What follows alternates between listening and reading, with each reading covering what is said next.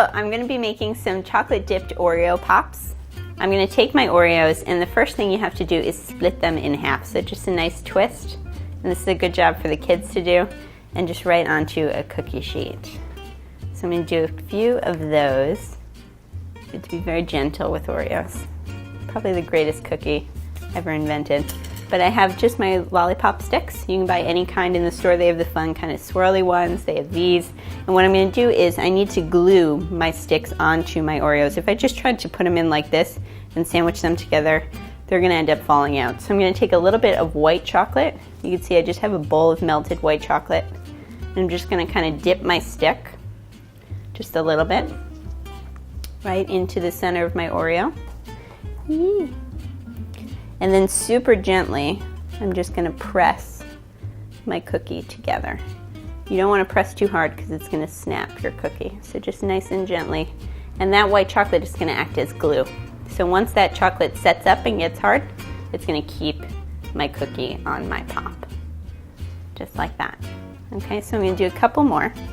Right into my white chocolate, onto my cookie, and glue them together.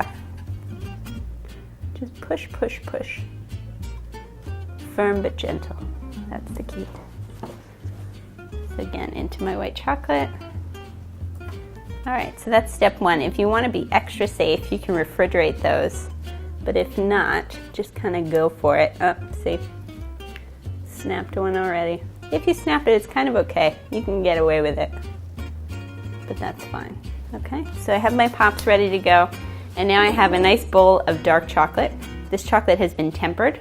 So this way when I dip my Oreo Pops, it's going to set up with a nice snap and sheen. It's going to be glossy but firm. So I'm going to take some of my Pops that have been resting, and I'm just going to, you have a choice. You can entirely dunk the Pop into the chocolate. Some people love that. Or I like to do it a little halfway, kind of a dip. But we'll do a couple of variations. So I'm just going to let some of my chocolate drizzle off, and then I'm just going to kind of push against the side of the bowl just to get too much extra off of the bottom, and then right onto a cookie sheet or a piece of parchment paper. Let's do a couple more sideways. Okay, let it drizzle right off the side. Okay, let's do one dunked completely. So if you want to dunk completely, remember that the melted chocolate is very heavy. So be very gentle about just letting the chocolate kind of drizzle off. Okay, just a little bit off the bottom and onto my parchment. We'll do one more of those. Dunk, lift, let drizzle. Okay, so now we have a really nice thin layer of chocolate. And I'm just gonna leave those there. And now any toppings that you want, that's kind of your prerogative. You could take a little bit of sprinkles and do a little sprinkle action, which is really cute. Or you could take a little melted white chocolate and just kind of drizzle a little bit of white chocolate over your cookie. Just in kind of a fun,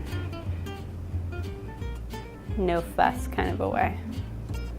Okay, so now I'm just going to pop those into the fridge, let them set for about 5 minutes until I can touch them and they're not wet anymore. And that's how you make chocolate dipped Oreo Pops. So today I'm going to talk about how to make chocolate covered bacon, which is delicious.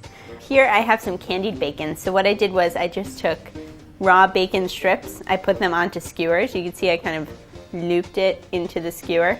And then I just took a little bit of brown sugar and sprinkled the tops and baked it in a really low temperature oven, probably about 300 or 325 degrees, just until they're nice and golden and crispy. You can see how firm these pieces are, and they have the nice caramelized sugar kind of running around the top of it.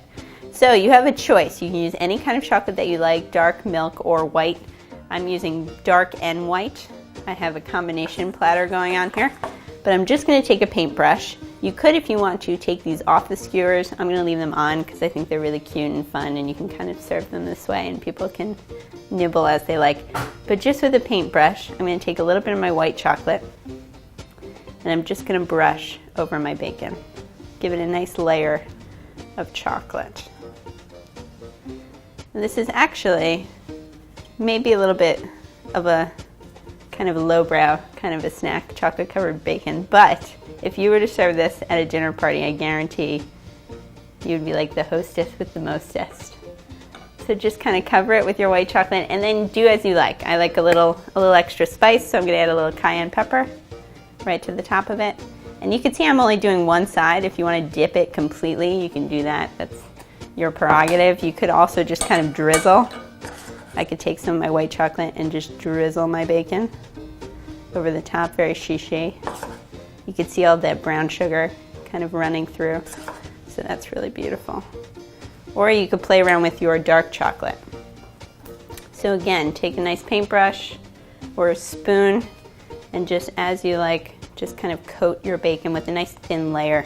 The paintbrush is really making sure that I don't put such thick globs of chocolate over my bacon. You don't want to mask the bacon, you just want to kind of augment the bacon. So here I'm going to do both sides. I'm just going to cover it completely. So I have my chocolate, let any extra kind of drip off, and you can see how fun that is. Caramelized chocolate covered bacon. Do one more, just drizzles. Maybe we could do a little bit of both, have a little fun with it. In the opposite direction, do a little crosshatch. Totally fun. And we'll do one more chocolate covered because I know I'm going to want to eat this one later. So just kind of glob it right on. And it's really beautiful. It's nice to kind of see the skewer running through a little bit. And that is it. So I'm going to pop these into either the fridge or the freezer just to let my chocolate set up. And as soon as it's hard and with a nice glossy sheen, you're ready to serve. So pop it in a nice glass, let it kind of stand up. People can just grab and kind of chew on them as they like. And that's how you make chocolate dipped bacon. So today I'm going to make chocolate bark. When you're making chocolate bark, you can choose anything that you like, whether it's dried fruits and nuts. Today I'm working with s'mores. So I have mini marshmallows and I have graham crackers. And I'm just going to take some dark chocolate. And this is probably the easiest way of making bark. You could alternatively take the bowl of chocolate and add your ingredients in and kind of stir them around, but I like a nice thin layer. So right onto a cookie sheet, I'm just going to take a little bit of dark chocolate. And you can make as much or as little as you like. You can see I have a sheet of parchment paper just to kind of protect my cookie sheet, and I'm working upside down. So this way I have my offset spatula, which is really large, and I have a small cookie sheet. So instead of trying to get around the lip and make it nice and smooth, I'm just going to work upside down, give myself a nice surface to work on. So just really gently, just back and forth, however you like. I'm not going to make too much, but this will probably serve about two. A few marshmallows, just kind of all over. My graham cracker, just kind of break up nice pieces of graham cracker. And again, use anything that you like. You do dried apricots, dried cherries, some almonds, pistachios. Work with white and dark chocolate. Just have a lot of fun with it.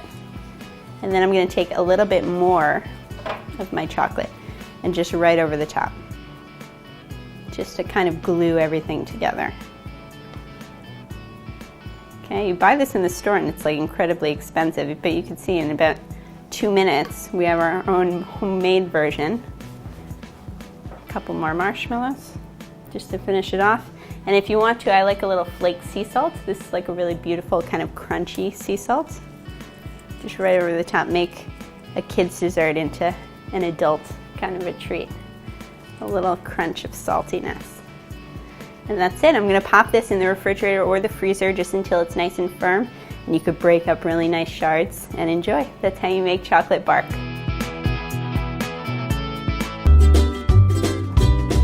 So I'm going to show you how to make chocolate clusters, which are probably my favorite treat in the world. They're like really nice and crunchy, nice bits of fruit. So I'm starting with milk chocolate. You can use dark, white, or milk. That's totally your call. And I'm just going to pour it into a bowl. This chocolate has been tempered, which means that I've melted it down and then brought down the temperature of the chocolate. So it's nice and cool. It's going to have a good sheen to it, a good gloss, and it's going to firm up nice and hard. So I have a little bit of chocolate. I'm going to add in anything you like, but I'm doing some raisins. And you can use anything else. I even have some apricots that I could just kind of chop up. You don't want huge pieces of things in your clusters. Try to keep them all kind of on the small side. But just chop up some apricots.